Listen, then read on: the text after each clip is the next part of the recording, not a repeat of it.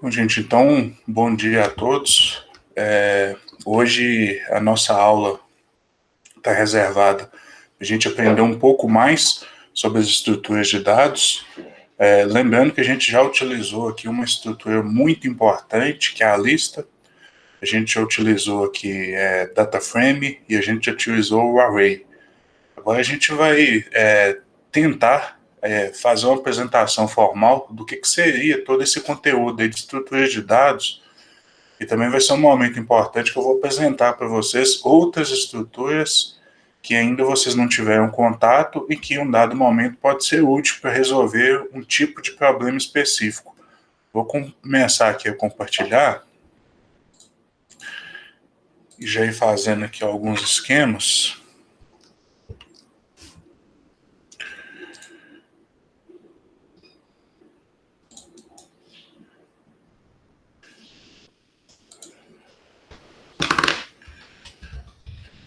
Semana 8.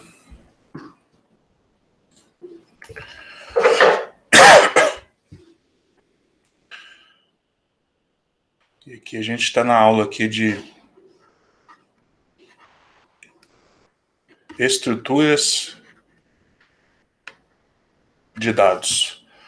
Aí aqui, gente, quando a gente vai estudar esse conteúdo,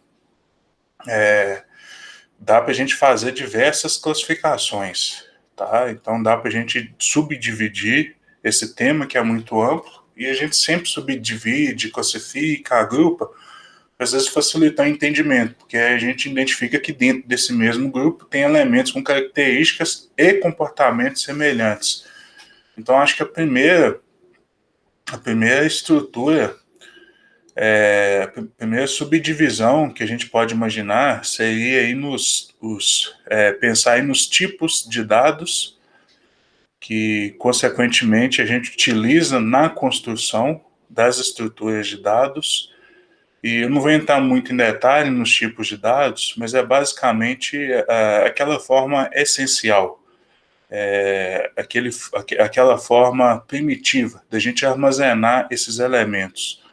Como, por exemplo, a gente utiliza essa alternativa para representar os tipos básicos. Um tipo numérico, um tipo texto, um tipo numérico inteiro. Eu tenho também numérico, só que valor real, ou seja, que permite valor fracionário. E existem essas subdivisões, primeiro porque a gente pode utilizar esses tipos de dados com propósitos diferentes. Então você pega, por exemplo, um tipo real, que permite valor fracionário, o uso dele, a aplicação vai ser completamente diferente de um tipo texto. E isso aí é importante, porque se a gente não souber dessas características, fica difícil a gente conseguir modelar, né, os fenômenos do mundo real para o ambiente computacional. Então, esses tipos de dados primitivos aí são muito úteis. Existe uma grande quantidade de diversidade de tipos de dados. Então, você pega, por exemplo, nós temos o numérico. O numérico, nós temos o tipo inteiro e real. Aí, aí você tem lá dentro do inteiro, aí você tem um inteiro, por exemplo, que consegue armazenar um valor de tamanho X. Aí tem um outro tipo de inteiro que é possível armazenar um valor maior ainda. Mas por que não tem assim um padrão único? É porque quanto maior o número que eu preciso armazenar no formato inteiro, mais espaço na memória eu vou precisar para isso. Lembrando que por trás de tudo isso que a gente está executando, por trás do computador, por trás do smartphone, nós temos lá estruturas binárias, nós temos uma representação numérica binária, só 0 ou 1. Então, tudo isso, todas essas informações, vai ter que ser convertida em 0 ou 1. E quanto maior esse número, maior vai ser o grupo de 0 e 1 necessário para representar esse número. Da mesma forma, os números reais. Eu tenho um número real lá com precisão simples, que eu vou ter lá 8 casas depois da vírgula, que eu consigo armazenar. E eu tenho de dupla precisão, e isso é uma nomenclatura que vem até da linguagem de programação C, que eu consigo armazenar o dobro de casas decimais depois da vírgula, aí conforme a aplicação, você vai precisar aí de armazenar uma quantidade maior de números depois da vírgula, e, consequentemente, você vai precisar de mais espaço na memória para representar esses elementos. Aqui só a título de curiosidade, vamos dar uma olhada aqui nos tipos de dados primitivos que a gente tem disponíveis.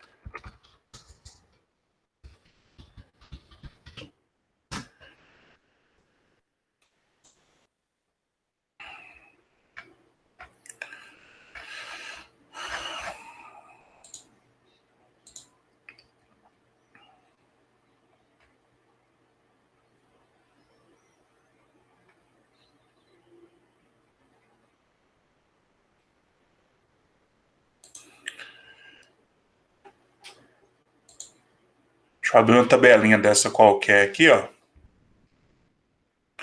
Olha só, aqui a gente tem um exemplo, não sei nem de qual linguagem de programação que é essa, mas, Java, mas geralmente segue um padrão. Então a gente tem, por exemplo, o lógico é um dos mais simples de todos aí, que é simplesmente verdadeiro ou falso, ou é 0 ou é 1, isso é muito simples de ser armazenado no computador. Aí nós temos o tipo inteiro, ó, só no Java, olha só a quantidade aqui de tipos inteiros que a gente tem. Aí tem essa nomenclatura aqui que ele adota, o byte, que dá para a gente armazenar de menos 128 até 127. Então, se eu tiver um número que o valor dele varia até 150, por exemplo, eu não posso armazenar com byte. Eu vou ter que armazenar com short integer, com inteiro curto, que vai de menos 32 a 32 mil. Menos 32 mil a 32 mil. Se eu tiver que armazenar um valor maior que esse, aí eu vou ter que ir escolhendo aqui alternativas maiores. E aqui a quantidade de bits necessários, espaço de computador necessário para armazenar esses valores no computador. Então, assim, sempre que possível, a gente vai adotar o tipo que é mais econômico. Se satisfazer nossas necessidades, ótimo. E aqui o detalhe aqui do ponto flutuante, que é a mesma coisa. Isso aqui são valores reais, que permite valor fracionário. Então, aqui eu tenho float, que com precisão simples, aqui que eu permito, que é possível aqui armazenar 8 valores depois da vírgula, e aqui eu tenho dupla precisão, que permite armazenar 16 valores depois da vírgula, e um valor muito maior, né? Olha só, de elevado, né? Menos 324 mil até 308 mil. E aqui eu tenho um tipo caractere, que juntando caractere a gente pode formar o tipo string, texto. Quer ver, ó, vamos dar uma olhada aqui no Python.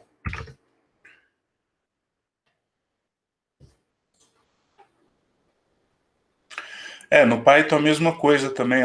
Tem um complexo também, números complexos também, que tem aplicações aí em engenharia, né?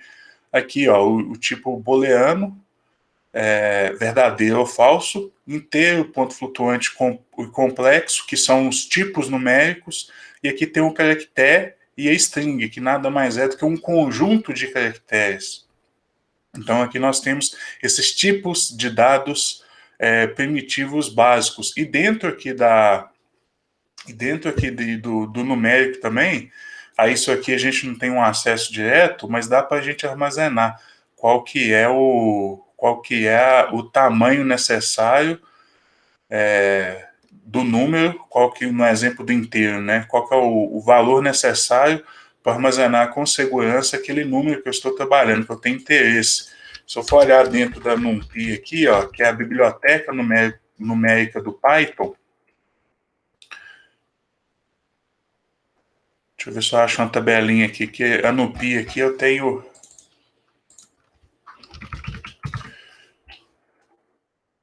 NumPy aqui eu tenho uma série aqui de subdivisões aqui. Gustavo. Oi? E esses tipos de dados é o que fica aparecendo ali em cima do console, né? Quando a gente roda. Verdade. Lá em variáveis ele mostra o tipo, né, o Rebeca? Verdade, realmente. E tem um detalhe, né? O Python, assim, para a gente, para o programador, ele tem a grande vantagem que você não precisa especificar o tipo. Ah, eu quero criar um objeto. Você não precisa especificar o tipo. Ah, isso aqui vai ser do tipo texto. Ele já entende isso aí e atribui de forma automática para a gente. Tem algumas linguagens de programação, como por exemplo C ou C++, que você tem que ir lá especificar o tipo. Ou seja, eu quero armazenar do tipo inteiro. Aí aquilo ali só vai aceitar valores do tipo inteiro, a partir do momento que você declarou essa variável como inteiro. Isso é interessante, assim, isso tem a vantagem que na hora do processo de compilação, de converter o seu código de programação, o seu código-fonte em linguagem máquina, isso aí tem alguns benefícios, porque aí o compilador não precisa ficar fazendo suposições. Aí ele já sabe que é aquele tipo de dado que tem que usar e pronto. No caso aqui no Python, de acordo com o que você forneceu, ele vai supor que tipo de dado é esse. Então você tem uma pequena degradação aí no processamento, mas no meu ponto de vista, eu acho que sempre que a gente puder facilitar a vida do programador é melhor.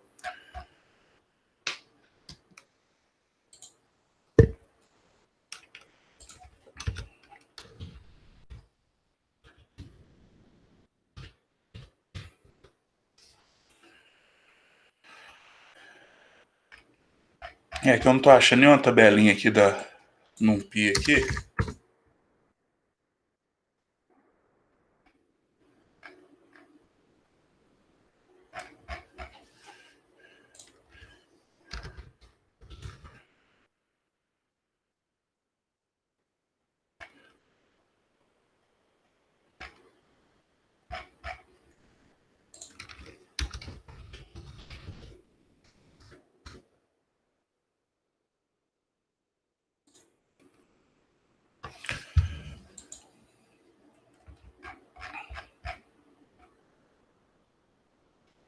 Aqui eu achei, ó.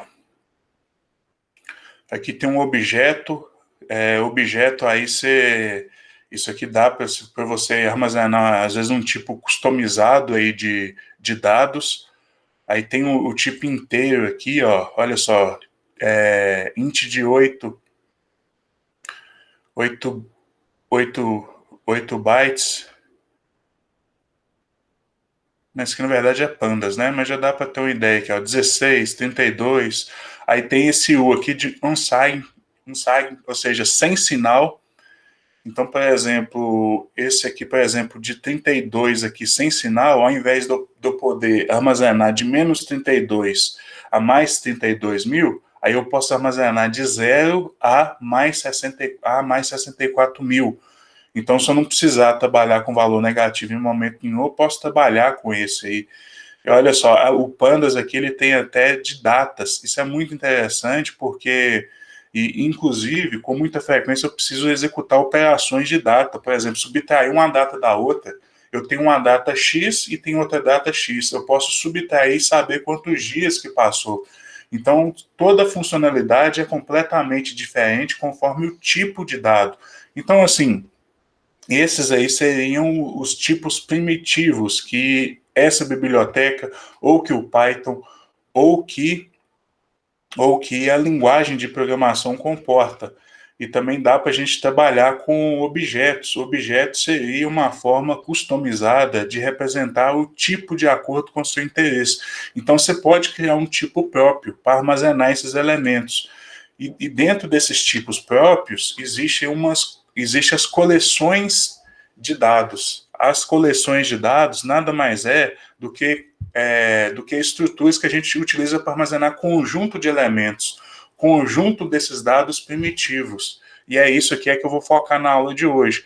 Então, assim, a gente tem os tipos primitivos, que são aqueles tipos básicos que a linguagem da programação oferece, e eu posso ter também a coleção, que eu vou utilizar isso aí para armazenar um conjunto destes elementos, e que na prática é o que geralmente acontece com muita frequência, né? Aqui a gente já teve a oportunidade de trabalhar com coleção, como por exemplo lista. Então aqui a gente vai focar aqui bastante na aula de hoje aqui nas coleções. E a coleção aí, ó, nada mais é do que uma estrutura que armazena um conjunto de elementos. Aí pode ser um conjunto de elementos do tipo primitivo, aqueles básicos, e olha só que interessante, pode ser um conjunto de coleções. Então eu posso utilizar para armazenar um conjunto de coleções, inclusive. No final das contas, isso aqui é uma forma de armazenar vários elementos, que é o que acontece com muita frequência aqui na prática. Aí quando a gente vai estudar, gente, esse tema de coleções, a gente tem que pensar aqui em algumas subdivisões. Como, por exemplo, a primeira delas, no meu ponto de vista, eu vou colocar aqui, pequeno aqui, seria o tipo abstrato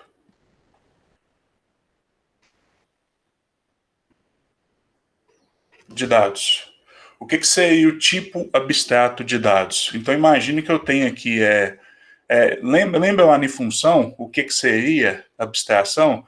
Abstração nada mais é do que você isolar elementos em detrimento dos demais. Você focar em determinada parte e esquecendo aquilo que não é importante. Isso é abstração. A gente usou, por exemplo, função como uma ferramenta de abstração. Então, a gente tem a função que tem o papel de fazer interface lá com o ser humano, mas dentro da função, muitas das vezes, a gente não sabe o que está sendo feito. A gente sabe como usar essa função, a gente sabe o que essa função faz, mas as partes técnicas, detalhes de implementação, isso muitas vezes a gente não tem acesso. Então, você tem lá, por exemplo, uma função que faz um ajuste de uma rede neural artificial. Às vezes você não sabe nem que lá internamente está sendo implementado o procedimento de backpropagation para implementar essa rede neural artificial, mas você sabe qual que é o propósito dela, você já sabe como utilizar e você já espera o que ela te traz de resultado. Então, assim, toda aquela complexidade de implementação, aquilo ali não te é apresentado, porque não te interessa. Não faz parte do seu dia a dia, você vai usar aquilo ali simplesmente como uma ferramenta, como uma aplicação. E os tipos de dados abstratos servem para isso. Então, aqui a gente tem uma caixa, imagina que a gente tem aqui uma caixa gigante aqui, né? Que nós temos aqui a abstração. Essa caixa gigante aqui é a abstração. Aí dentro aqui, ó, dentro dessa abstração, desse tipo de abstrato de dados aqui, nós temos as estruturas, nós temos as implementações, nós temos os detalhes técnicos. E aqui, ó,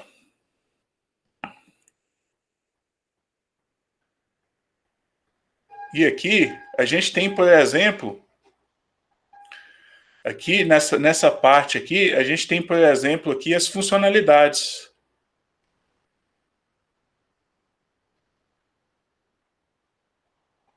Funcionalidades e operações.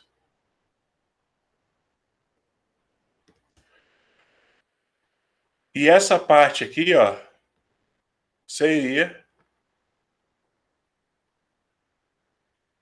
o contato aqui com o mundo real, o contato aqui com o programador.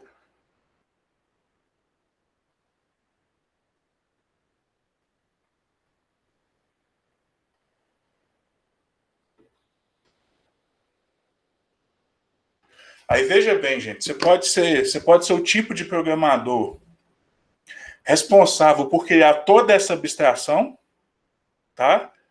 Você pode ser o programador, inclusive o pessoal que faz ciência da computação, eles focam muito nisso. Olha só para vocês perceberem a diferença. Na ciência da computação, quando o pessoal faz uma disciplina de algoritmos e programação, algoritmos e estrutura de dados, o pessoal aprende a implementar essas estruturas, o pessoal aprende a criar essas abstrações. Aqui, como a gente é um curso especializado, aqui a gente utiliza programação como ferramenta, aqui a gente aprende simplesmente a usar, que já é muita coisa e que já serve para os nossos propósitos. Então, geralmente, o pessoal da ciência da computação, eles criam essas abstrações para a gente e, consequentemente, criam essas funcionalidades e operações para a gente poder utilizar. E aqui, a gente vai lá e utiliza. Tudo bem, gente? Então, assim, essa seria uma grande diferença aqui do nosso curso para o pessoal lá da ciência da computação. Então, o pessoal lá é muito mais focado em criar. Aqui a gente vai mais utilizar. Então, isso seria o tipo de dado abstrato. Aí aqui nós temos alguns tipos de dados, ó. Nós temos, por exemplo, aqui, ó, os tipos de dados abstratos. Nós temos a sequência, nós temos a lista ligada. Aí que eu vou só chamar a atenção aqui, ó. Vou só chamar a atenção aqui, ó, que ela também pode ser ou duplamente ligada. E nós temos aqui os tipos, as estruturas de dados, que são as associações. Aí aqui eu vou trazer só esses três tipos básicos aqui. E com esses três tipos abstratos de dados aqui, dá para a gente fazer muita coisa, tá, gente? E como que seria a implementação disso aí? Vamos pensar aqui então, né? Que seriam os tipos abstratos, né? Eu sei o que esperar dessas estruturas. E eu vou falar agora o que esperar aqui com as funcionalidades. Eu sei o que essas. Eu sei o que eu posso fazer com essas estruturas. Eu sei o que casa mais. Eu sei que essas estruturas funcionam bem com determinados tipos de problema. Então, assim, eu sei de uma forma geral o que são esses tipos e o que esperar deles. Aí muitas das vezes eu não sei os detalhes da implementação, eu não sei da forma como ele foi implementado. E uma coisa muito importante, gente, é que essas implementações variam demais, tá? Então no Python é implementado de uma forma, às vezes na biblioteca do Python é implementado de uma forma diferente, você vai no C++, é implementado de uma forma completamente diferente. Mas as funcionalidades que a gente espera, o comportamento, costuma ser parecido. Tá? Com algumas diferenças, mas o comportamento costuma ser parecido. Aí quando eu falo aqui de funcionalidades, eu vou escrever aqui, ó.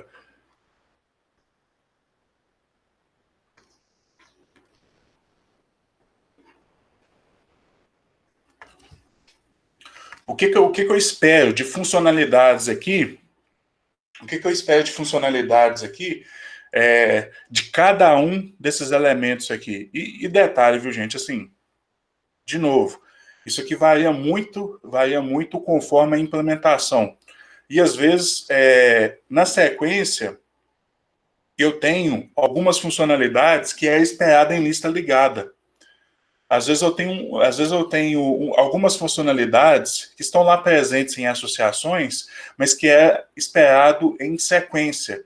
Então, assim, ainda existe isso aí, mas só que pelo fato, pela implementação, existem algumas funcionalidades que determinada coleção vai executar com maestria, com perfeição, vai executar com eficiência, vai executar bem, vai fazer de forma bem feita. Então, assim, existe lá o tipo abstrato de dado, né? Existe a coleção, aquela coleção, e você pega o Python, por exemplo, o Python aí tem funcionalidade de tudo lá. Eu tenho a coleção lista que dá para fazer muita coisa, só que algumas operações são esperadas que ela executa com maestria. Isso devido à sua forma de implementação, da forma como foi implementado. E a gente saber, e aqui eu vou até abrir um parênteses, eu vou aproveitar para abrir um parênteses aqui, e como que a gente sabe que determinada tarefa vai ser executada de forma bem feita, vai ser executada com maestria. A gente pode traduzir isso aí na forma de eficiência computacional. E eficiência computacional, sempre quando a gente fala em eficiência computacional, a gente pode pensar em velocidade de processamento e pode pensar também em economia de dados armazenados. Então, assim, uma estrutura eficiente, ou seja, ela executa determinadas operações de forma rápida em comparação com os concorrentes, ou então armazena essas informações utilizando menor quantidade de memória, menor quantidade de recurso computacional. E é isso que a gente traduz eficiência, é executar uma tarefa bem feita. Só que aí vocês perceberam que eu comentei assim, por exemplo, assim, velocidade de processamento, espaço da memória armazenada. Só que quando a gente trabalha com velocidade, a gente fica muito susceptível ao tipo de máquina que a gente está usando. Então, por exemplo, se eu executar nesse computador aqui, que eu uso aqui, um workstation da Dell, um Core i7 Extreme, com 16 GB de memória RAM, placa de vídeo quadro de 4 gigas, eu vou esperar que essa operação vai ser executada numa velocidade maior do que se eu estiver usando, por exemplo, no meu Raspberry Pi. Meu Raspberry Pi, que é um computador, uma placa muito mais humilde, simples e com menor quantidade de recursos do que o computador que eu estou utilizando. Então, assim, para evitar trabalhar com isso, aí o pessoal desenvolveu, aí o pessoal da ciência da computação desenvolveu uma anotação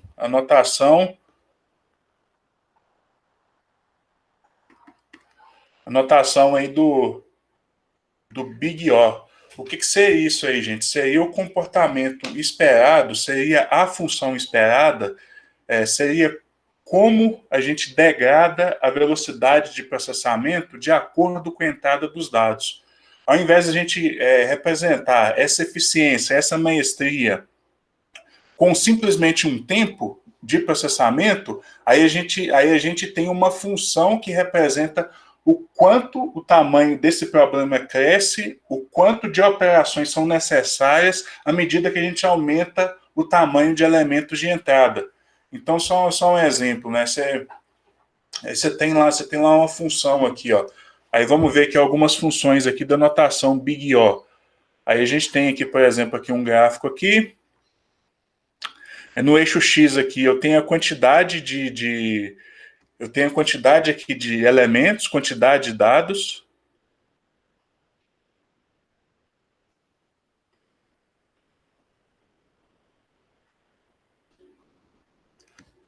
E aqui no eixo Y aqui, eu posso ter aqui, por exemplo, aqui o tempo de execução.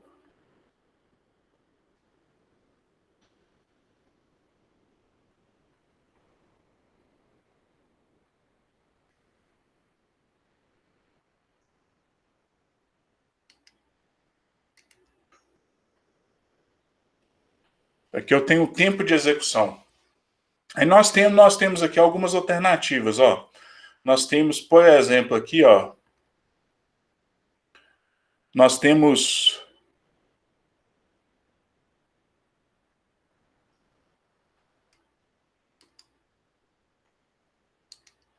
que agora eu vou ter que caprichar. Nós temos aqui, por exemplo, aqui, ó, nós temos essa aqui, ó, que seria o tempo constante. Esse é o melhor dos mundos. Na hora que o programador identifica que determinada tarefa, determinado procedimento, determinado algoritmo executa em tempo constante, ele ri à toa, porque ele sabe que vai ser possível executar essa operação em um tempo absurdamente grande. E ele é independente do tamanho da entrada. Então, assim, se eu tenho 10 elementos, se eu tenho 1.000 elementos, se eu tenho 1 milhão de elementos, ele vai precisar de uma quantidade de operações proporcional a constante. Então, ou seja, ele não vai aumentar, aí pode ser uma operação, pode ser 50 operações, pode ser 100 operações, mas ele não vai aumentar conforme eu aumento a minha quantidade dos dados. Esse seria, por exemplo, o constante. Aí nós temos um outro aqui, ó, que seria, deixa eu fazer de outra cor aqui, nós temos um outro aqui, ó, que também é muito eficiente computacionalmente,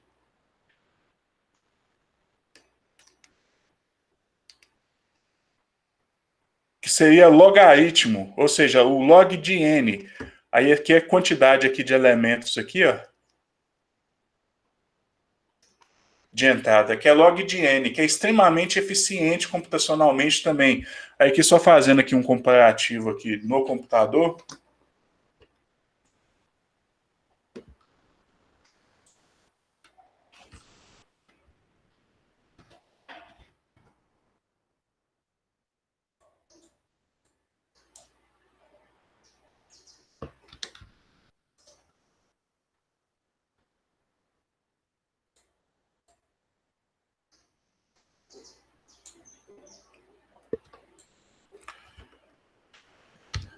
Constante, né?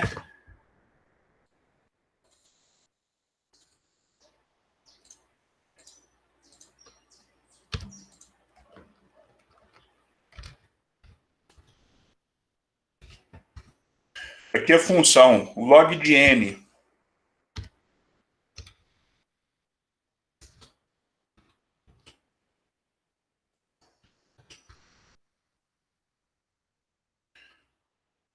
A gente percebe que também não aumenta tanto, né?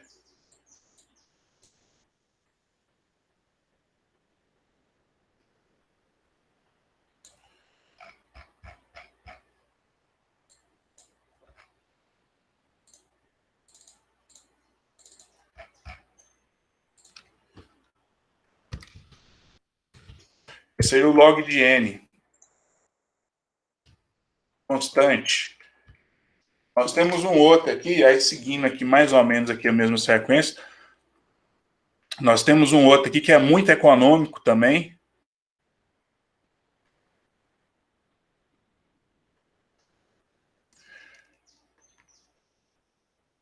que seria o n, aí isso aqui é linear, tá? Logaritmo linear. Aí a gente já tem alguns aqui que já começa a ser preocupante. Ó, aqui já tem alguns aqui que já começa a ser preocupante. Como, por exemplo, aqui o n multiplicado por log de n. Aí nós temos outros aqui que são mais preocupantes ainda.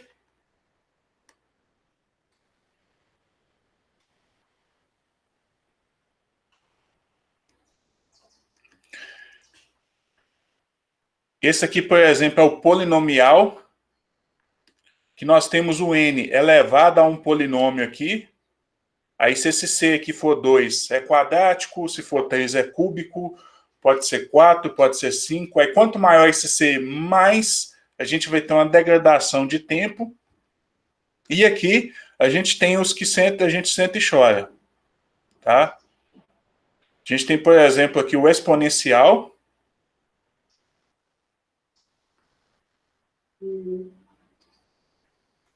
O exponencial de n aí. Olha só, o n aqui agora está elevado.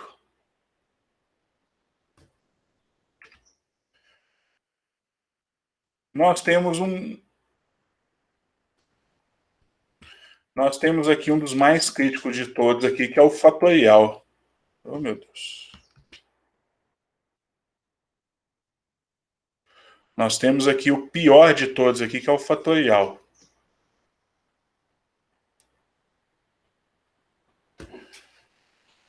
Só para a gente ter uma ideia aqui, ó. Esse aqui seria o log de n, esse aqui seria o n. Seria isso aqui multiplicado por um fator. Nós temos aqui o exponencial aqui, ó.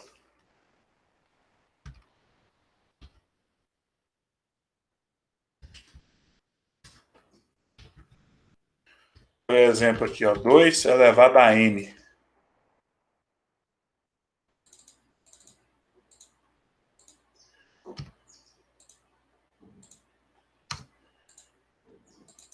Olha só como é que esses números crescem aqui, gente, ó.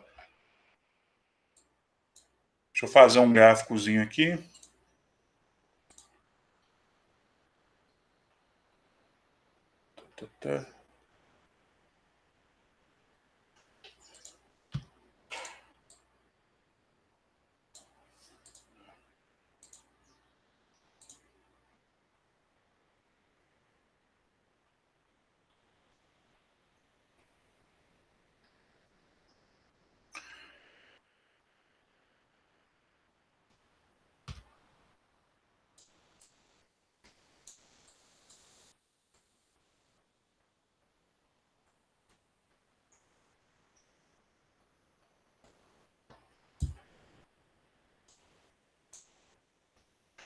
Aqui não dá nem para ver aqui o...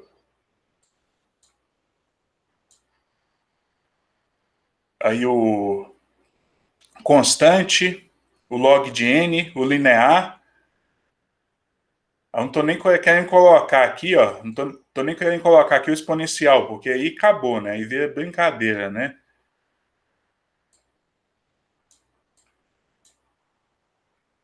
Deixa eu diminuir aqui. Olha só como é que o exponencial vai crescer aqui. Os outros simplesmente desaparecem.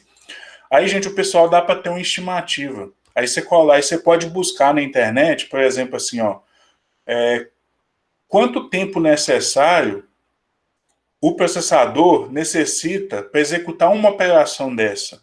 Aí vai ser um tempo muito pequeno, né? Vai ser um tempo bem pequeno, porque o computador é muito rápido. Mas só quando você multiplica um número bem pequeno pelo número gigante desse aqui, isso aqui vai dar anos, tá, gente? Então, por exemplo, na minha dissertação de mestrado, eu trabalhei lá com o problema do caixeiro viajante. Deixa eu ver se eu acho fácil aqui. O problema do caixeiro viajante, que o tempo de resolução dele, utilizando força bruta, que é tentando todas as alternativas, é fatorial. E a gente consegue lá, utilizando alguns softwares, tempo exponencial. Mesmo assim, é horrível. O problema do caixeiro viajante. Eu acho que eu coloquei aqui uma tabelinha aqui. Vamos dar uma olhada aqui.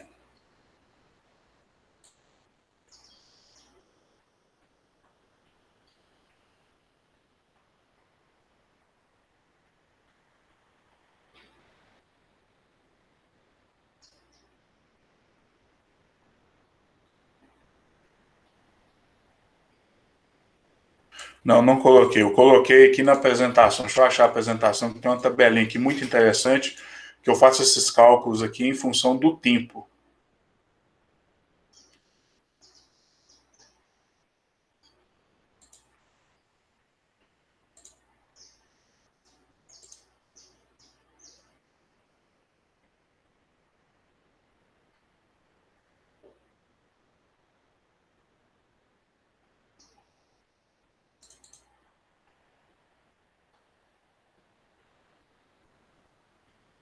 Beleza, achando aqui.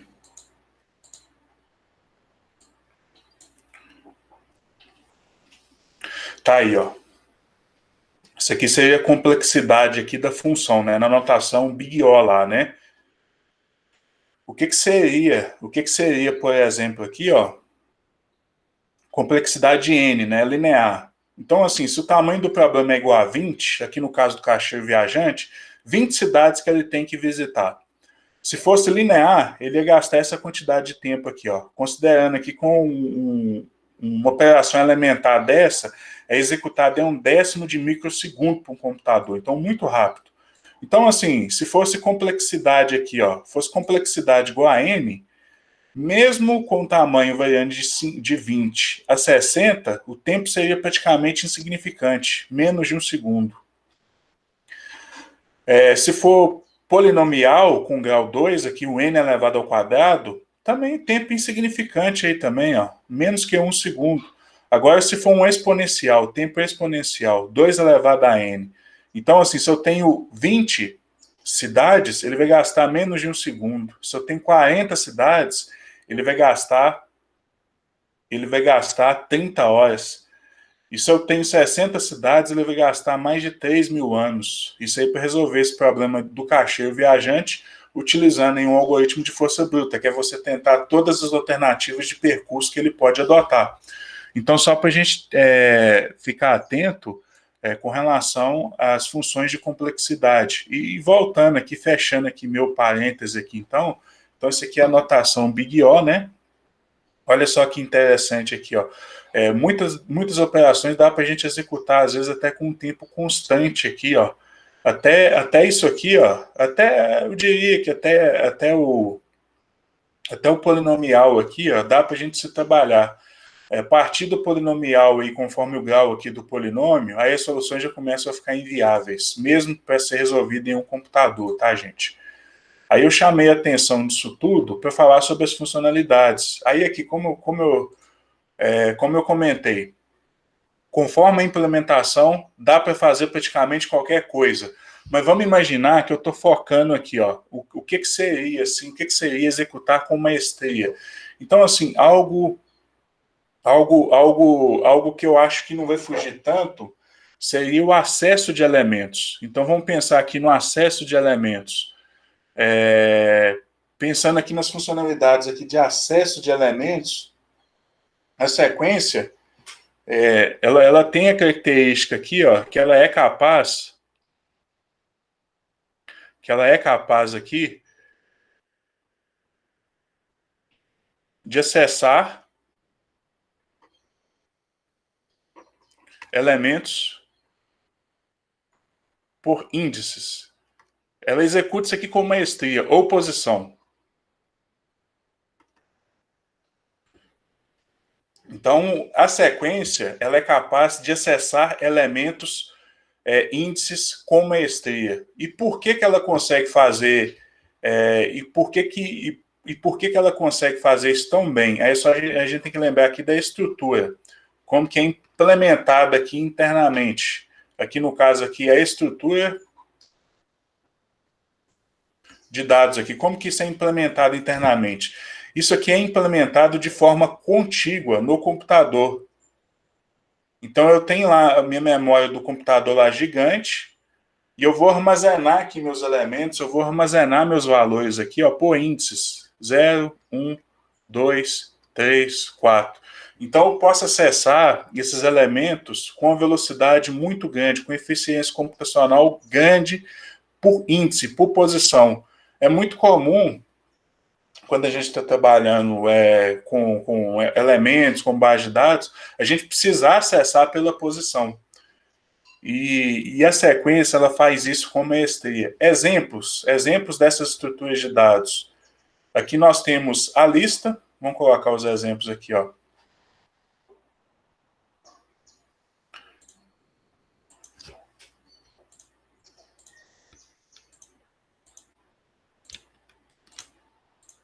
Acho que eu vou colocar para baixo aqui. Aqui nós temos, por exemplo, aqui a lista, ou list lá no Python, né? Vou chamar de list aqui, que a gente já usou. Olha só, que confunde um pouco, viu? Ah, mas não tem lista legada? Não. Então, assim, a lista do Python, ela está mais para uma sequência, porque eu posso acessar eficientemente os elementos pelo índice. Então, ela está mais para a sequência do que para a lista ligada, ou duplamente ligada. Isso aí confunde um pouco. Nós temos, por exemplo, aqui a data frame.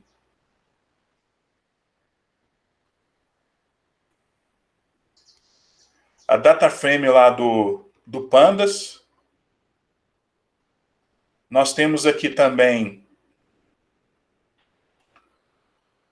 o array. Tanto uma estrutura básica do Python, nós temos essa estrutura básica no Python, quanto na biblioteca NumPy.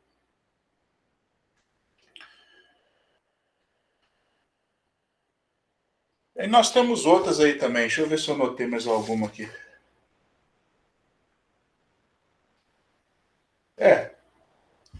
Seriam essas aí as principais mesmo aí. Aí aqui, ó, nós temos, por exemplo, aqui, ó, a característica da lista ligada ou duplamente ligada. Acessar elementos das extremidades. Então aqui, ó, eu posso acessar qualquer elemento pela posição na sequência. Aqui não, aqui eu vou acessar muito bem os elementos da extremidade. Então, provavelmente essa lista não vai estar armazenada em espaço contíguo.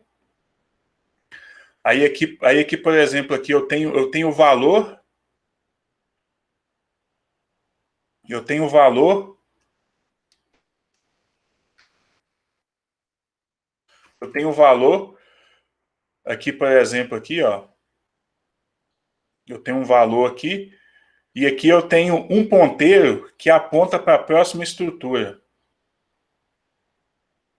A essa estrutura também aqui eu tenho um valor qualquer lá. e eu tenho um ponteiro que aponta para a próxima estrutura.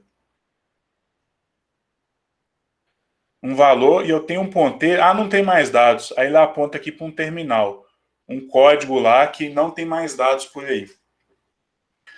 Então eu posso acessar esses dados aqui do terminal de uma forma muito eficiente. E qual que seria essa eficiência aqui? Seria constante, seria essa eficiência aqui, ó, constante. No caso lá da sequência, eu posso acessar os elementos com eficiência constante também, ó, constante, O em função de 1, ou qualquer outro número constante, ou seja, ele não aumenta conforme o tamanho da estrutura de dados. Então eu posso acessar aqui os elementos da extremidade aqui com eficiência muito grande. E se eu precisar acessar determinado elemento lá no meio da minha lista, não está na extremidade, provavelmente eu vou gastar aqui, eu tenho uma complexidade de N. O tamanho da tarefa, a complexidade dessa tarefa vai crescer conforme N, conforme o tamanho de N aqui.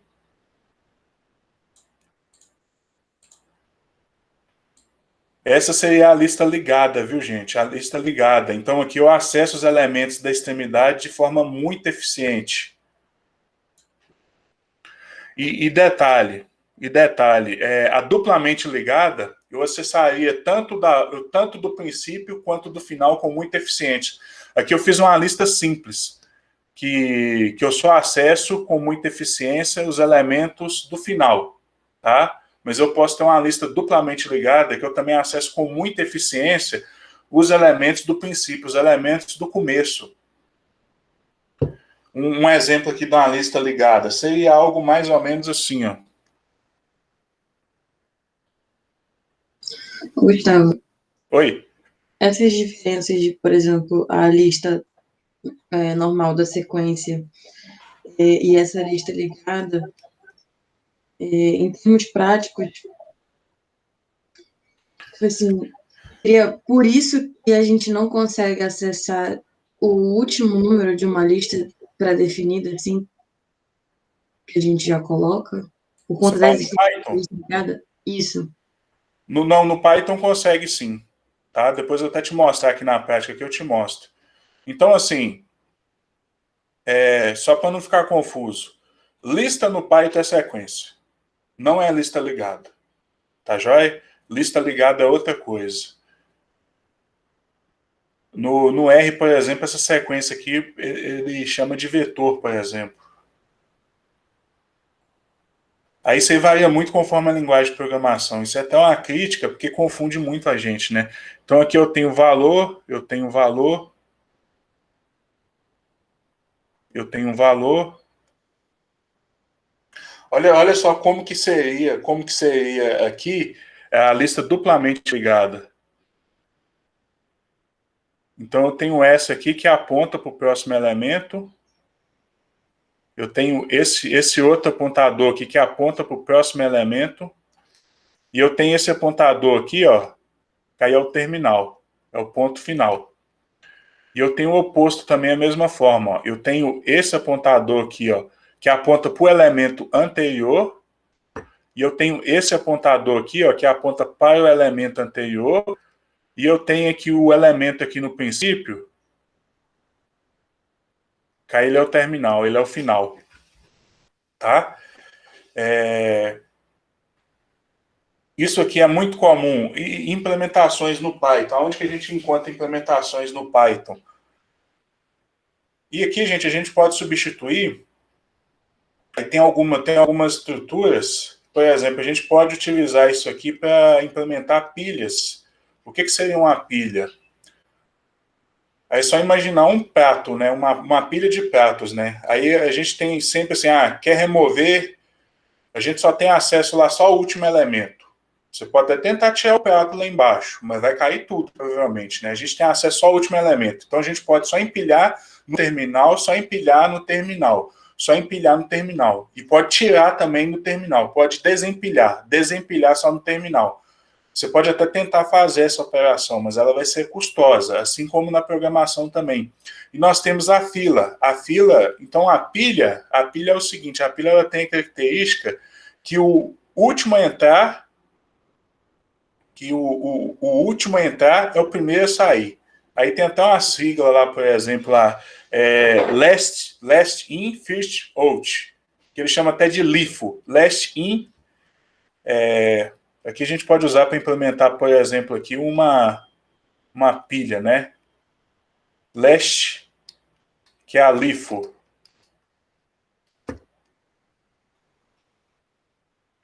Last in, ou seja, o último a entrar, primeiro a sair. Last in, first out. E nós temos, por exemplo, a fila. A fila, o primeiro que, imagina lá uma fila, o primeiro que chegar na fila vai ser o primeiro a sair. Aí a pilha...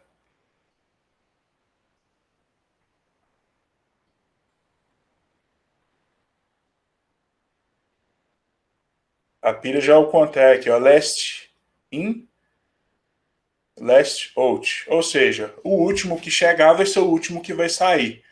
Aí provavelmente a gente vai implementar aqui ou com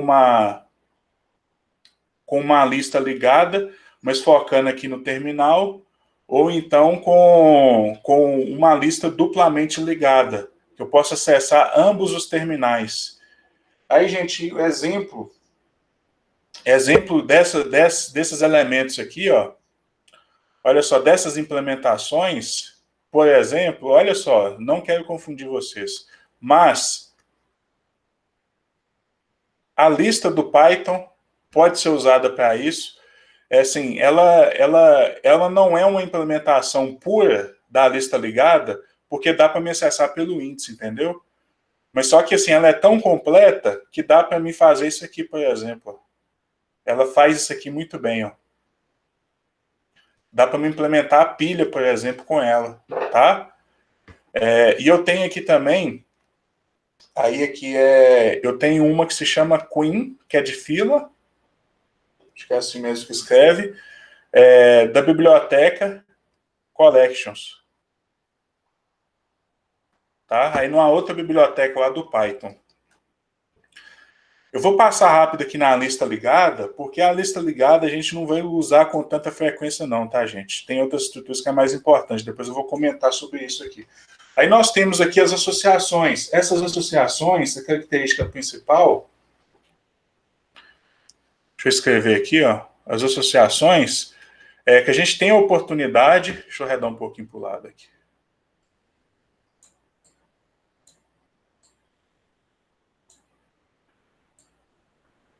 As associações aqui, ó, a gente tem a oportunidade aqui, ó, de acessar elementos por uma chave. Aí essa chave aqui, ó, não necessariamente ela precisa ser do tipo inteiro. Aqui não. Aqui eu vou acessar por índice, ó, tá vendo? Então isso aqui é um valor inteiro, um número. Isso aqui, por exemplo, aqui, ó, eu vou acessar os índices por números inteiros. Aqui na associação, por sua vez, nas associações, eu tenho uma estrutura parecida com essa aqui, ó.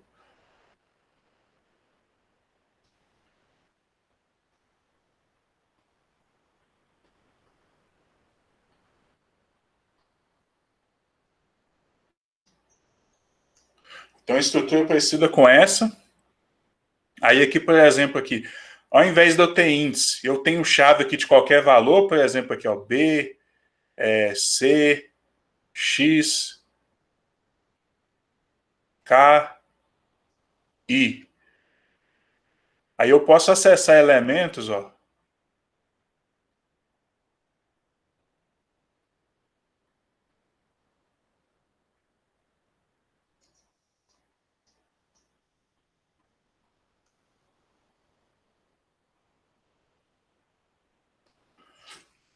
Eu posso acessar lá os valores de elementos por um índice que não necessariamente precisa ser do tipo inteiro.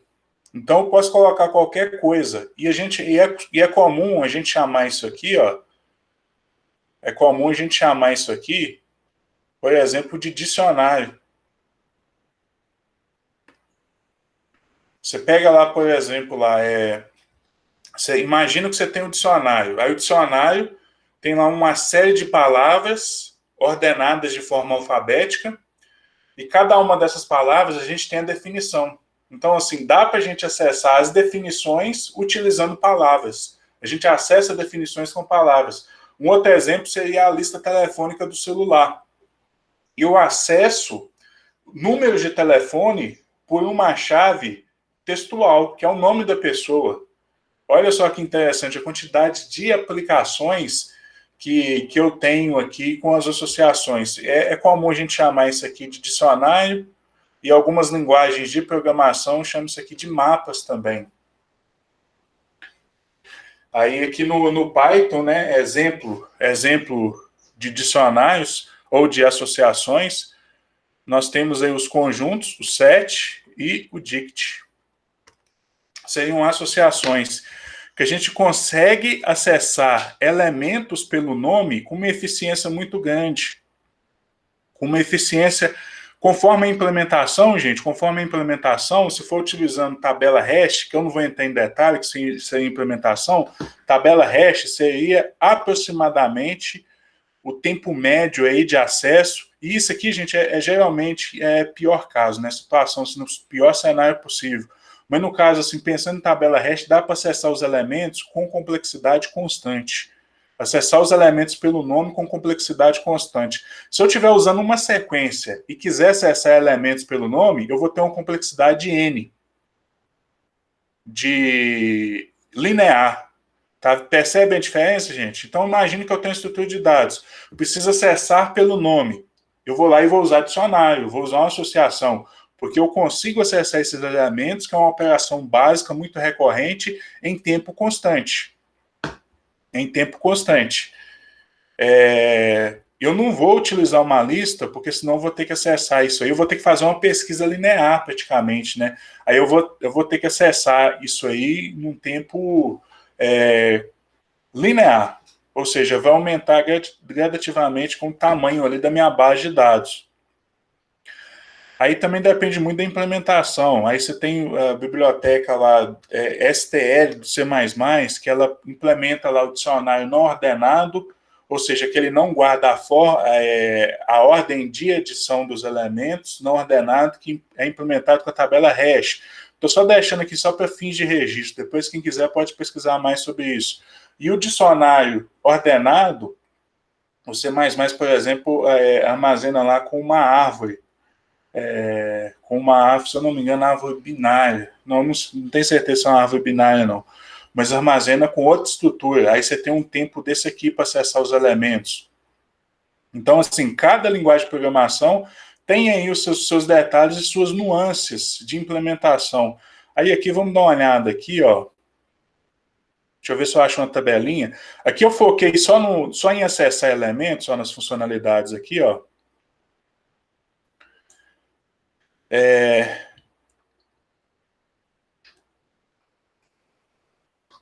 Então, agora, via de regra, né, assim,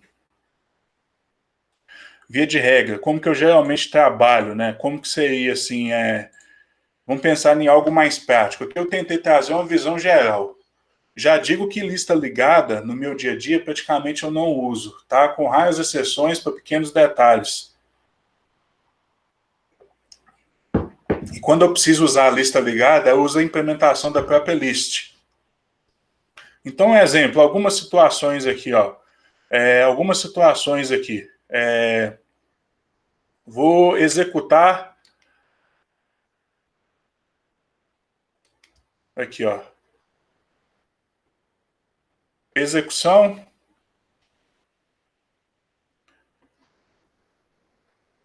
E a coleção aqui, ó. Vou executar um loop. Um loop qualquer. Precisa executar um loop qualquer. Um loop básico. Um loop rápido ali. Num problema que eu estou resolvendo. Geralmente eu vou lá e uso lista. Tá? É uma das estruturas que eu mais uso. Um loop sem especificação nenhuma. Simplesmente um loop. Eu vou lá e uso lista. Beleza? Mas, Vamos gente, imaginar... Mas lista ou lista sequência? Não, aqui eu já estou falando aqui da estrutura. Ah, tá. É até bom você falar, Rebeca, eu coloco aqui.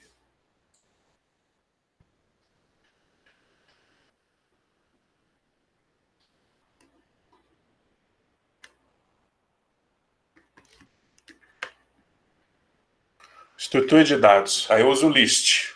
O list. Estou até usando o nome aqui, que é aquele assim, né? Abre e fecha o colchete. Uma lista vazia aí. Vamos supor que eu preciso executar um loop, só que em um dado momento, eu também preciso acessar elementos por uma chave, ou pelo nome qualquer diferente de um nome inteiro. Ou seja, eu preciso acessar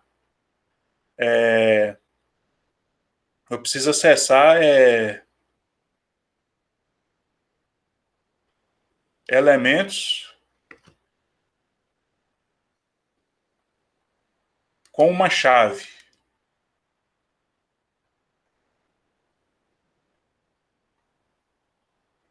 Eu preciso acessar elementos com uma chave. Assim, a última vez que eu precisei usar um dicionário, não tem muito tempo não, isso aí sempre a gente está usando. E dicionário é fantástico, porque, por exemplo, você pega o usuário do R, lá no R tem possibilidade de trabalhar com dicionário, mas o usuário do R ele praticamente não conhece essa estrutura, e ela é fantástica. Foi assim uma das que mais me impressionou quando eu comecei a trabalhar com Python, que é o Dict, o dicionário, aquelas associações. Dict. Que eu usei recentemente, eu precisava acessar coordenadas. Coordenadas, eu tinha assim uma base de dados com uma infinidade de coordenada. Aí eu precisava, a chave de acesso era coordenadas. Então eu tinha lá um conjunto lá de coordenadas que eu usava como acesso para acessar a parte específica lá dos meus dados. Então olha só como é que ela é muito flexível. Então, assim, se fosse lista, eu só poderia acessar isso aí através de um índice. Pelo menos eficientemente, viu, gente? Porque você pega, por exemplo, lá a lista, ela é muito completa, dá para fazer muitas operações com ela. Aí vamos supor que eu tenho aqui, ó, eu quero trabalhar, trabalhar numa base de dados. Base de dados aí retangular. O que seria retangular? Mesma quantidade de linhas, mesma quantidade de colunas, parece com o quê? Parece com uma planilha do Excel, por exemplo. Uma planilha. Eu vou importar isso aí numa planilha do Excel. Uma base de dados aí retangular. Em que eu tenho a mesma quantidade de linhas e a mesma quantidade de colunas. Aí eu vou usar data frame. O quadro de dados, né? Que a gente inclusive já usou aqui na disciplina, né? Até na prova precisou usar a data frame aqui da biblioteca Pandas. Uma base de dados aí retangular, em que eu tenho diversas variáveis. Vamos supor que eu tenho lá uma base de dados retangular.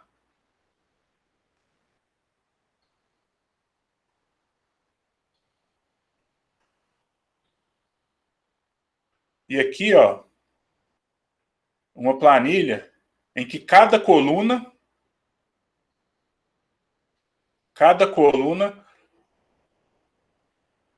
pode ser de um tipo diferente. Como assim? Às vezes a coluna 1 é o código do talhão, aí vai ser do tipo texto. A coluna 2, às vezes é o código da parcela, aí vai ser um numérico, por exemplo, um tipo inteiro. O 3 é a medição de diâmetro, que aí é ponto flutuante, que é real, valor real, fracionário. Aí depois também eu tenho uma outra coluna que simplesmente indica lá, isso aí houve controle de mato competição, aí é booleano, é sim ou não. Então, assim, essa base de dados retangular em que cada coluna pode ser de um tipo de dado diferente, pode ser numérico, pode ser texto. Então, vou lá e vou usar data frame, porque ela me permite armazenar esse tipo de estrutura. E aqui, ó, eu tenho uma base de dados retangular, só que todos, tá, gente? Todos os elementos são do mesmo tipo. Aí o que eu vou usar aqui? Eu vou usar um array. Um array aí da NumPy. Pouca gente sabe, mas o Python tem uma implementação de array também, que vem com instalação básica. Só que essa NumPy aqui ela é muito melhor. Ela tem muito mais métodos. Métodos são funcionalidades associadas com esses dados.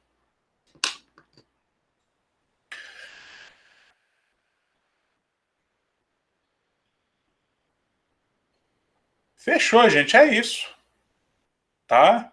Então, assim, fiz essa apresentação toda aqui só para dar uma contextualização, porque, afinal de contas, isso aqui é uma disciplina de algoritmos e programação, algoritmos e programação computacional, mas na prática mesmo, é assim que eu trabalho, tá? O Dict, a representação dele, só de curiosidade, é assim, ó. Aqui o data frame, por exemplo, é pd.data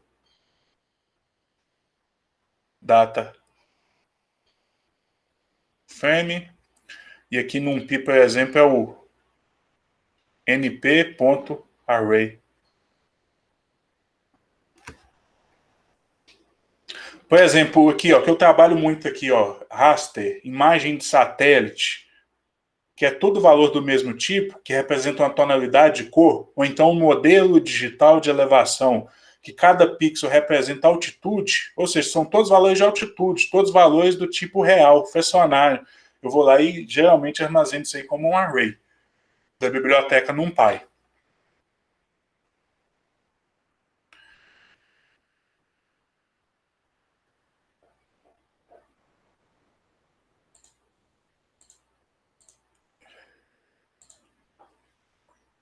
Aí aqui, ó, vamos ver se eu acho uma tabelinha aqui, ó, bem intuitiva aqui, ó.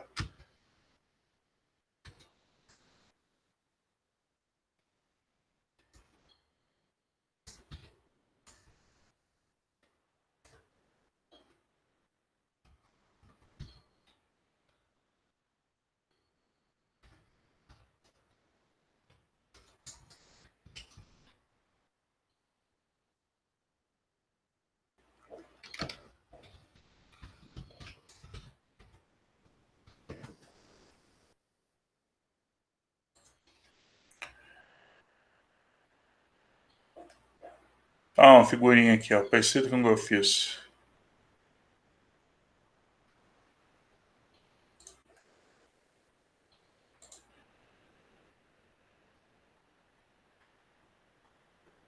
Olha só que tabela fantástica. Eu não sei de qual linguagem de programação é. Tô falando que é do Python aqui, ó. Aqui, o tempo constante, logaritmo linear, quase linear, quadrático, exponencial, os que eu mostrei, né?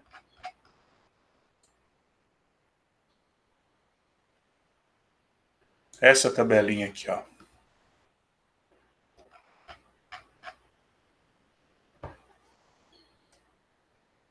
Aqui eu tenho o caso médio e aqui eu tenho o pior caso. Geralmente a gente analisa aí pelo pior caso. Pelo caso médio também, mas aquela notação Big O, por padrão, ela é o pior caso. Mas vamos olhar o caso médio aí, ó, o array, acesso de elementos, ó, acesso de elementos qualquer,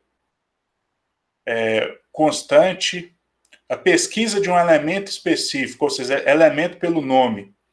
Olha só aqui a tabela hash aqui, ó, que a gente utiliza aqui, o Python utiliza a tabela hash lá na implementação do dicionário. Olha só, a pesquisa de um elemento pelo nome qualquer. Então aqui eu tenho aqui, ó, acesso, pesquisa, adicionar novos elementos, deletar elementos. Olha só a vantagem aqui da stake, que é a pilha, e queen, que é a fila.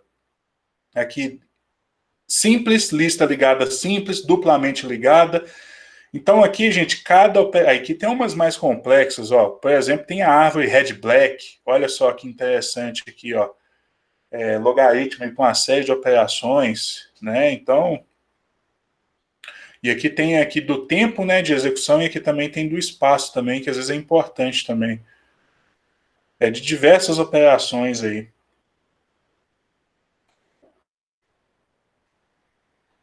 Aqui de algoritmo, isso aqui é de base de dados, isso aqui é algoritmo, olha a complexidade aqui de alguns algoritmos. Esses algoritmos aqui de ordenamento, ó, Quicksort, Merge Sort, Team Sort, algoritmos de ordenação, de ordenar elementos, que é uma operação que a gente utiliza com muita frequência.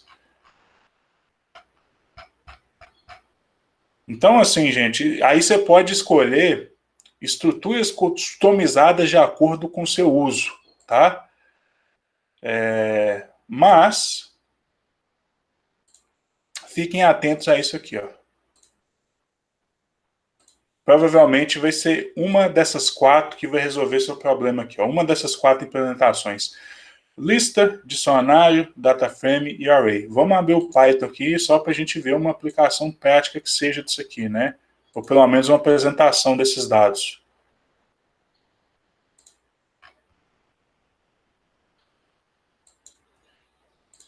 O Python é interessante porque ele tem essas estruturas de dados todas implementadas, gente. Isso é fantástico, tá? E assim, é algo que é natural do Python, já trabalhar com essas estruturas. Então você pega o usuário do R, ele provavelmente assim, ele vai saber usar dataframe e vetor só, tá? E assim, eu diria que assim, a mais surpreendente de todas, a que me chamou mais atenção e que me deixou fascinado é o dicionário. É esses elementos, essas associações. É você acessar o elemento pelo nome e fazer isso aí com eficiência absurda.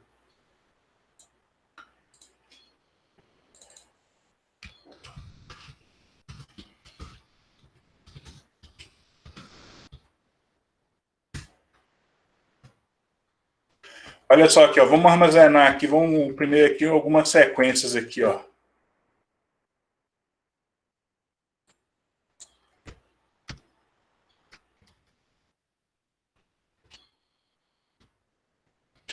Viu, gente? E sequência não quer dizer que é, por exemplo, vou armazenar lá 1, 2, 3. Não é isso. Sequência é que você consegue acessar os elementos por índices armazenados em uma sequência previamente definida. Sequência está aqui, ó, tá? Eu consigo acessar os elementos pelo índice. Aí que vão começar por uma sequência. Tem aqui aquela fantástica, maravilhosa, que é essa lista aqui, ó. Nós temos a lista aqui no Python, que a gente cria assim, a gente cria. Aí tem 2 alternativas. Pode usar assim a chave. 2, 3, 16, 2, 3, 16 e 21, por exemplo. Está aí uma lista. Eu posso acessar elemento aqui facilmente. A lista ela tem a vantagem, por exemplo, aqui, ó. A lista, olha só aqui, ó, acessar, eu tenho uma eficiência muito grande para acessar esses elementos aqui pelo índice. Ó. O índice 1, posição 2. Eu consigo acessar isso aqui com eficiência muito grande. Outra vantagem da lista aqui no Python aqui, eu posso adicionar elementos no final, por exemplo, aqui o 42 aqui, ó. Eu vou adicionar mais um elemento nessa lista, ó. A lista é isso aqui, ó. Eu vou adicionar no final, ela permite fazer isso aqui com elevada eficiência também. Algo próximo de constante, a não ser quando quando ela não encontra memória livre, aí ela tem que copiar toda a estrutura para um espaço novo para receber aquela informação. Olha só a lista, então dá para me adicionar isso aqui com uma extrema eficiência. Aí você pega, por exemplo, aqui, ó, essa aqui seria a pesquisa por determinado elemento aqui, ó. Eu quero pesquisar o 16, por exemplo. Tá vendo que a lista permite fazer isso? Aí ela retorna o índice, o 16 é o índice 2. Só que isso aqui, ó, é melhor fazer com dict, com dicionário, tá bom? Eu posso criar essa lista assim também, ó. List.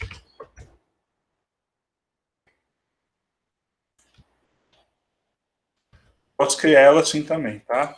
Dá.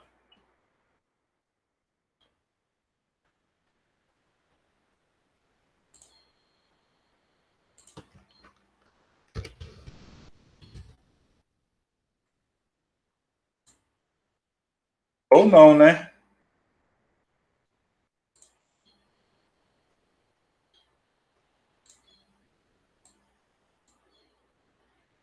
Ah, tá. De qualquer forma, eu tenho que criar ela aqui, ó. De qualquer forma. Então é melhor já criar assim, que aí você não precisa colocar a palavra, né? Aí aqui eu posso acessar pelo índice ou posição, né?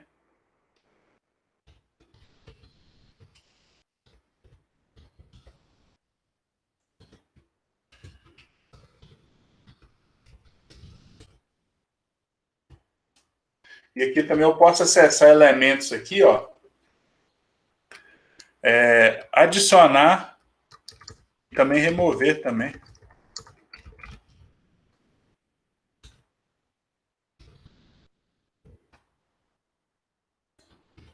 Remover, como que eu poderia remover? Eu posso usar, por exemplo, a função pop aqui, ó. Ela remove.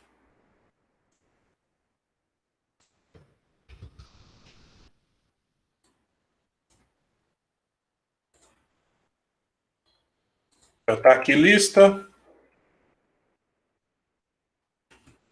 Deixa eu inverter essa ordem aqui.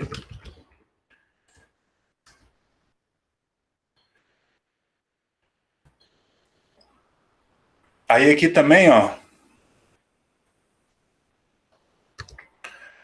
Eu posso remover elementos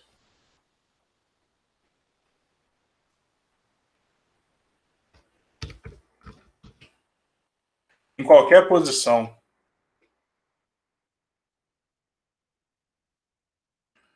Por exemplo, aqui na posição 0. Ou seja, no começo. Ah, aqui é pelo elemento. Eu posso remover pelo elemento. Por exemplo, remover o elemento 3. Está lá, removido o elemento 3.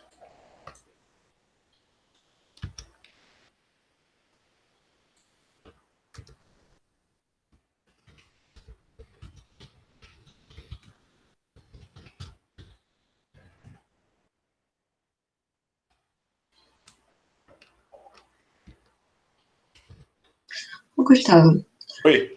mas colocando o número também dentro do parênteses ali no bloco também tira de acordo com a posição.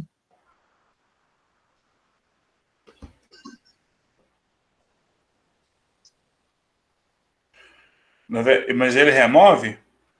Remove. Como assim, Rebeca? Assim, ó?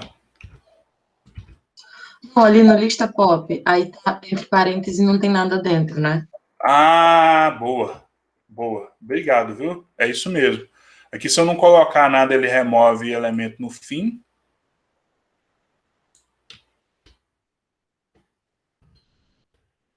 Remove em qualquer posição. Eu quero remover o segundo elemento, né, na posição 1. Só que aí é o detalhe. Quando você não está trabalhando nos terminais, é melhor você usar um dicionário. Sabe por quê? Vamos supor que você tem essa lista. Lembra que lista, ele vai armazenar isso aí no espaço contíguo. Vai armazenar esses elementos no espaço contíguo. Na verdade, aqui no Python, que eu não quero entrar em detalhe, mas ele armazena o ponteiro para esses elementos no espaço contíguo. Mas sem entrar em detalhe, imagina que ele armazena esses elementos no espaço contíguo. O que eu faço quando eu removo um elemento no meio? Sabe o que ele tem que fazer? Ele tem que chegar lá e copiar todos os demais para eliminar esse espaço, tá? Então, assim, apesar da lista do Python permitir fazer isso, é melhor você fazer isso com outra estrutura. É claro, se for assim, coisa rápida, coisa simples, faça tudo com a lista mesmo, tudo bem? Mas quando você procura assim, performance, executar a tarefa com maestria, aí você vai buscando os tipos de dados lá de acordo com a necessidade. Então, assim, ó, quer trabalhar no terminal, na parte final, pode trabalhar com lista. Ah, quer trabalhar no princípio ou no meio, aí você trabalha com o dict, por exemplo. Gustavo, o list remove, você fez alguma coisa para funcionar? O meu não está funcionando. Como assim não está funcionando? Eu tô dando Ctrl Enter e não tá, ele tá dando aquele Porque erro não que é deu assim. Ctrl Enter, não. Não, aqui no meu, eu botei Ctrl Enter aqui no meu. E não tá indo? Não. Fechou, abriu de novo? Ele fala list.remove not in list. Depois a gente olha isso aí. Tá. Mas executa essa lista de novo aqui. Provavelmente você está tentando executar uma operação que não tem mais nada.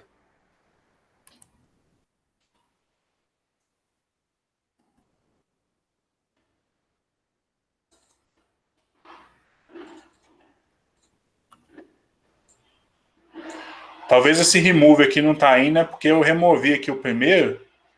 Vou pedir para remover o 16 aqui, ó. Ia dar erro mesmo, porque não tinha mais o 3.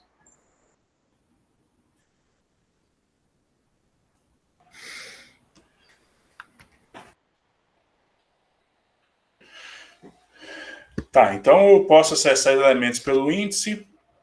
Outro exemplo de sequência aí, ó.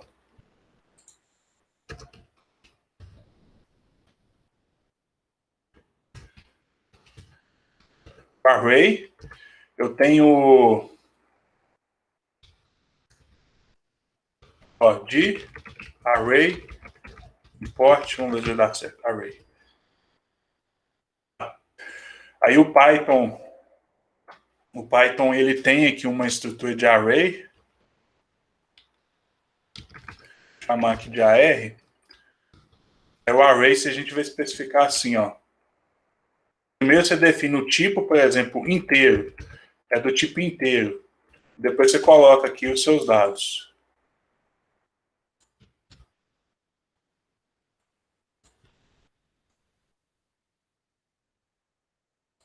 Parênteses, entre aspas, talvez. Beleza.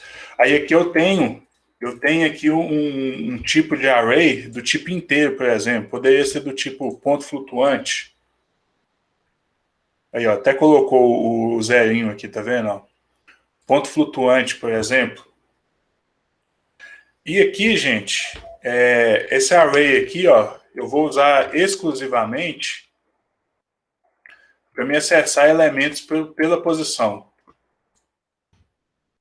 Eu modificar o tamanho desse array aqui não é uma coisa muito inteligente de se fazer, porque ele não vai executar com tanta maestria quanto a lista.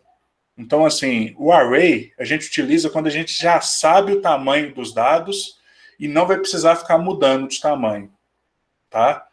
Ele não vai aumentar. A lista aqui nos terminais aqui a gente pode aumentar e diminuir com tranquilidade. O array não.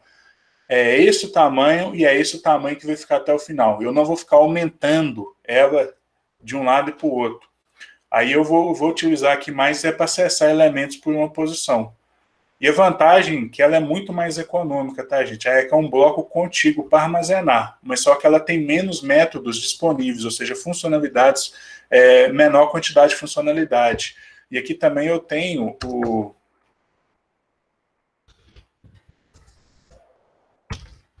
array do Python também.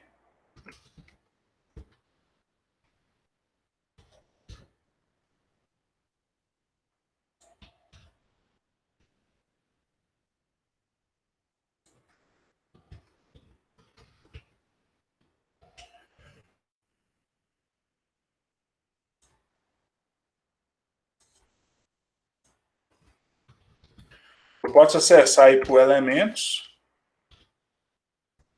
São 3, por exemplo. Aí eu posso acessar esses elementos. E aqui na NumPy, gente, eu tenho aqui, ó, uma quantidade de métodos, de funcionalidades absurdas, viu? Aqui olha só aqui a quantidade aqui de métodos, ó. Mínimo, perguntando tipo, aqui é um argumento para ordenar, tipo para preencher, para planificar, para adicionar, para remover o tamanho desse elemento. Aqui eu tenho uma quantidade absurdamente grande de funcionalidades aqui na NumPy. Você pode, inclusive, aumentar ela. Você pode usar, por exemplo... você quer aumentar um elemento, por exemplo, aqui, ó, você pode usar, acho que o...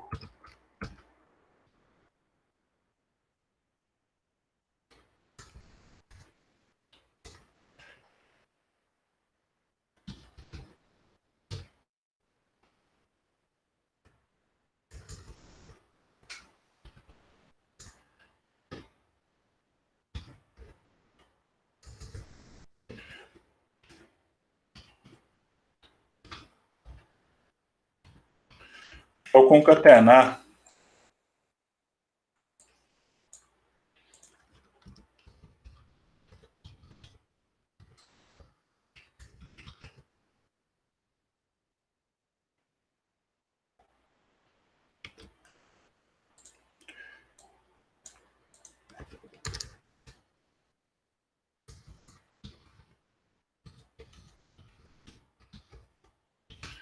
aqui, ó, a anterior com um valor qualquer, como, por exemplo, aqui o 42 aqui. Pronto, agora eu tenho um 42. Só que aqui, gente, o array, lembre-se, tá? Ele não é indicado quando você precisa aumentar o tamanho dessa estrutura. Se precisar aumentar, usa a lista, tá? Não faça isso, tudo bem? Porque os dados não foi feito para executar uma operação como essa. Ele trabalha muito bem quando você já tem um tamanho previamente estabelecido. Aí aqui eu tenho também aqui minha data frame. Lista. Data frame. Pode ser séries também, tá? A diferença de data frame para séries é que data frame é bidimensional. Séries é unidimensional. Mas, geralmente eu uso data frame mesmo.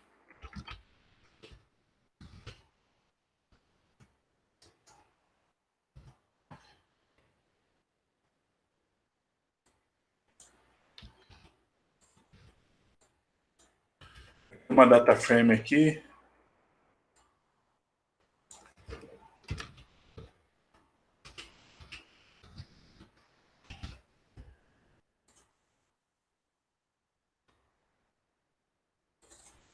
Gustavo, Eu posso, inclusive, dar o nome para a coluna. Pode perguntar, Segato. só uma perguntinha. A gente consegue, por acaso, usar o NP Array junto com o DataFrame? Tipo, por exemplo, às vezes eu estou com o DataFrame e eu quero pegar só uma linha só. Virar aquela linha, fazer aquela linha virar um array. Eu posso fazer isso, por acaso? Aquela coluna, desculpa. É no data frame? Pode. Dá pra fazer também, né? Dá. Deixa eu mostrar aqui. Tá, entendi.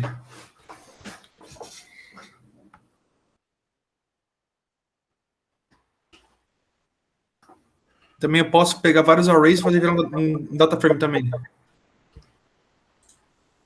Pode. Pode, né? Tá. Eu posso dar nome também, né? Aqui sem nome e aqui com nome. Nome da base de dados. Só passando aqui, depois no finalzinho eu te mostro, tá, Segato?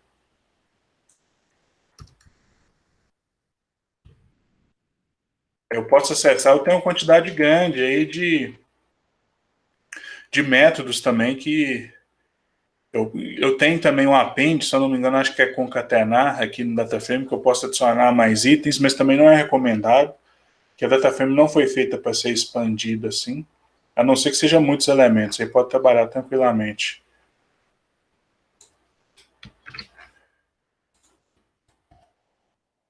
Aqui eu tenho as minhas associações. Aí eu tenho meu dicionário, por exemplo, ó.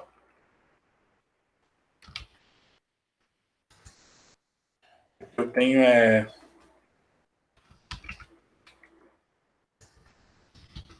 Telefone, por exemplo, ó.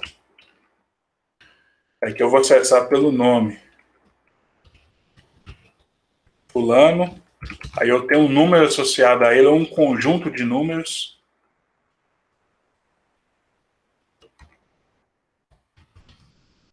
O telefone aí do fulano aí, ó.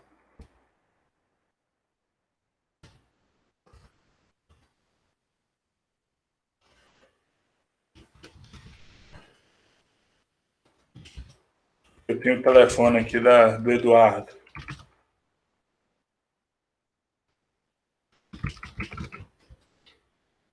O telefone aí da Maria também.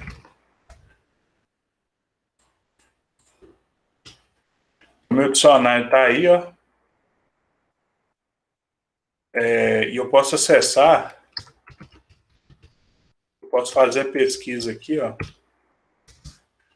Ao invés de eu usar um índice, eu posso usar uma chave, que aí pode ser o índice que eu quiser, do meu interesse. Olha lá, ó. Eu pesquisar ali pelo nome. Vamos supor que é um CPF, eu posso pesquisar pelo CPF. Um código de barra de um produto, onde é que eu tenho todas as informações dele, ou então o nome do produto, que eu tenho o preço, histórico. Então esse aqui seria o dicionário.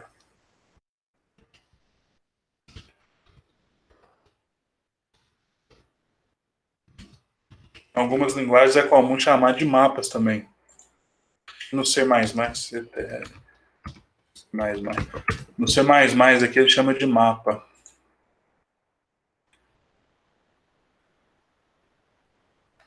Olha aqui as estruturas de dados, ó, vetor.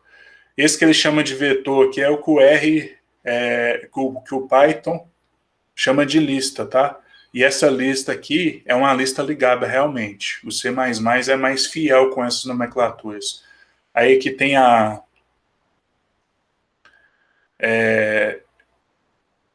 essa den queen aqui, que é para uma espécie de fila, o arrays, espécie de fila, quer dizer, né? Fila, fila de prioridade, pilha. Aí aqui tem os associativos aí, ó, que ele chama até de container, pode chamar de coleção também.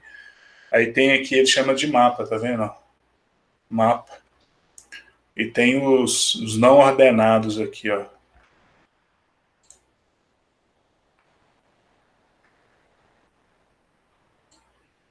Aí tem até uma lista aqui de escolha, mas eu acho que a minha escolha aqui... E aqui eu tenho dicionário, tá, gente? Depois eu tinha uma aplicação preparada para apresentar, até muito legal, e eu fui muito otimista, achando que ia dar tempo de passar. Uma aplicação mais prática. Inclusive, até estourei o tempo, desculpe mais uma vez aí, desculpe por ter estourado esse tempo. Eu vou ver depois o que eu faço. Eu apresento esse exemplo de aplicação mais para o final, ou se eu gravo isso aí, deixo como extra, mas tem lá um exemplo bacana lá de dicionário, e tem também aqui o set, né, o conjunto. Deixa eu colocar ele aqui.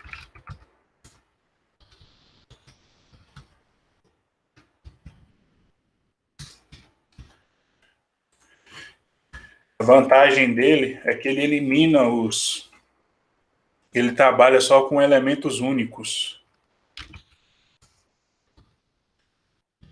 Conjunto aqui, ó. Ele só trabalha só com elementos únicos.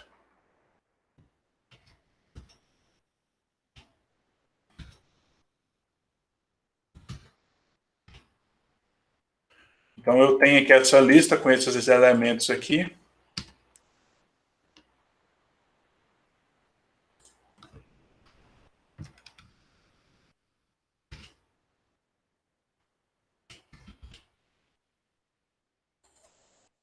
Esse conjunto aqui é interessante, que ele permite a gente fazer algumas operações, como por exemplo aqui, ó, imagina que a gente tem aqui, ó, um conjunto aqui, ó, de frutas.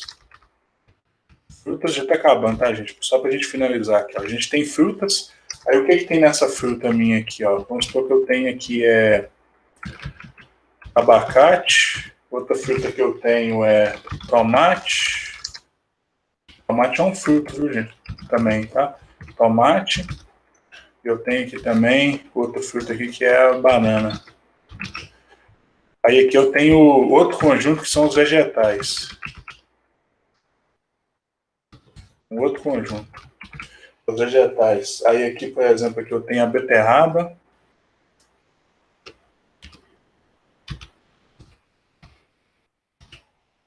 Outro vegetal que eu tenho aqui também é a cenoura. Um outro vegetal que eu tenho aqui também é o tomate. Tomate também é um vegetal, fruta e vegetal, né? Outro vegetal que eu tenho aqui também é o... só esses aí mesmo, tá bom.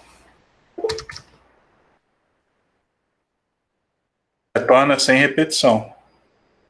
Aqui, ó, o conjunto aqui, ó, eliminou 1 repetido e eliminou 52 repetido. Retorna sem repetição, tá? Deixa eu só ver se... aqui eu tenho que colocar isso aqui numa lista aqui, ó. Olha só como é que a lista é importante aí no Python. A gente utiliza o tempo todo.